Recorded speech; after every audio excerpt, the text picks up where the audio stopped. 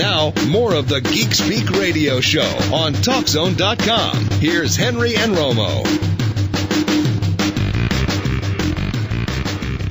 Hello, here we are. Welcome back to the Geek Speak radio show. It's awesome. And the best part, Jeff didn't mention this, but the best part is that it carries on to the future generations.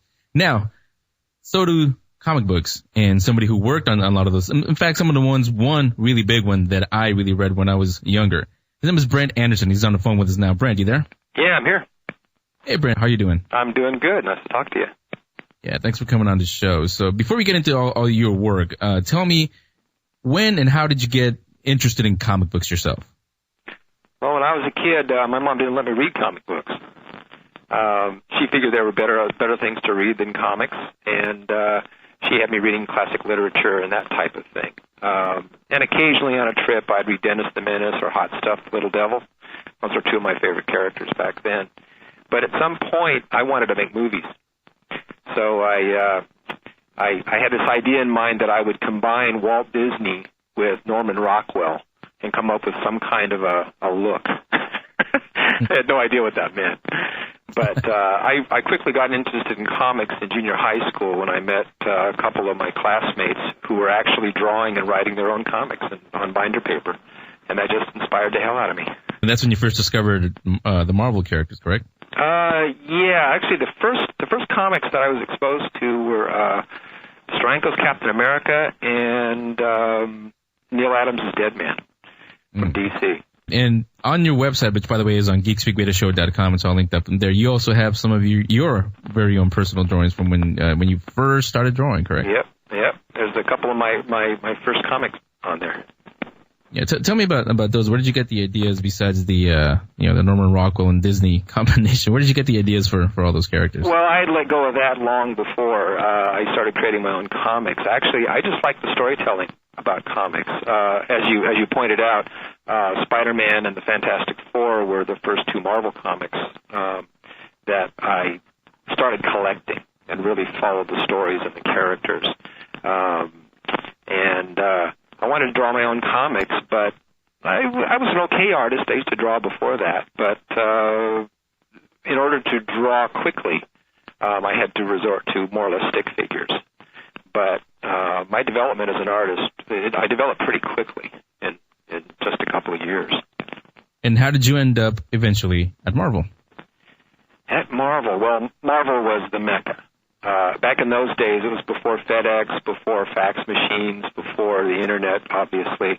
So if somebody like me wanted to work in the comics industry, we had to go where the companies were publishing.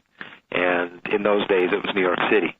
And being a kid from California, it was like another world. It was another planet to go to New York City and experience what I had only seen in four-color comics in black and white.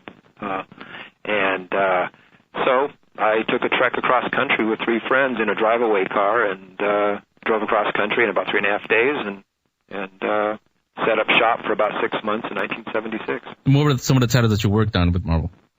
The early ones? Yeah.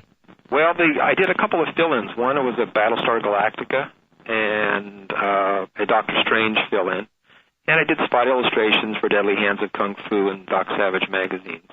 But my first regular gig was Kazar the Savage, 1980, I think it was. Right, and which later on you did one of my favorites, and a lot of people's favorites, is the X-Men one, God Loves, Man Kills. Yeah. Definitely one of the most legendary X-Men stories. Well, thank you very much for saying so. That was an interesting day when I went up to Marvel to quit Kazar because I just didn't feel the quality of the artwork in meeting the monthly deadline was good enough.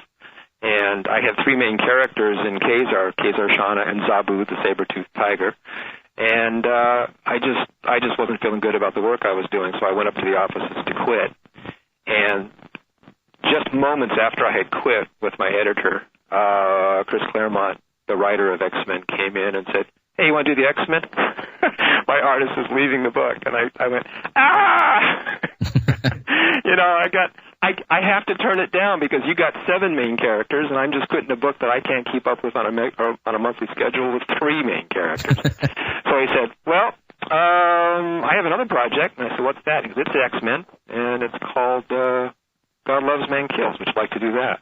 And I said, sure. I'm so glad I did it, because that's actually one of my favorite books that I've ever been on, and that I've ever done. I pulled out the stops. I worked twice up for most of it, or for the first few pages. And if you go back and look at it, you'll notice the sequence where Kitty is running away from the purifiers, and she's running through the city and phasing through, and she runs into the gang of street thugs. And has her encounter. There's about 3-page sequence there before she gets on the subway train. I did that twice up. And you look at the artwork in that, it's really detailed. I was really having a good time. Yeah, and actually a lot of fans know this already, but for some that don't, the movie X2 was actually loosely based on God Loves and Man Kills, correct? Mm-hmm, yes. Bryan Singer and company, they didn't contact you and say, hey, we're going to borrow from your book or anything? No, I heard about it from Chris at Comic-Con. He said, he came by and said, hey, they're basing the next X-Men movie on our book. And I go, really? And he goes, yeah, I'm trying to find a copy of the screenplay. And then he wandered off. Yeah. Did you see the movie? Oh, yeah. What did you think when you saw it? Oh, I've actually enjoyed all the Marvel product to date, even the stuff that wasn't critically acclaimed. And I thought the X-Men movies were pretty darn good. It really wasn't an adaptation of the God Loves, Man Kills per se. It was kind of an approximation, and I think they missed a bet, and I knew they couldn't do this, to have Stryker be the televangelist, you know. Yeah. They turned him into a pretty typical, soldier, rogue military soldier with a grudge, you know. And it sort of emptied out the whole meaning of the X-Men graphic novel for me as far as the movie goes. But as a movie, I enjoyed it. So we're talking to Brent Anderson. He's the artist. We will talk about his current projects in just a minute. We're going to take a break and talk to him about that. Geek Speak Radio Show will be right back.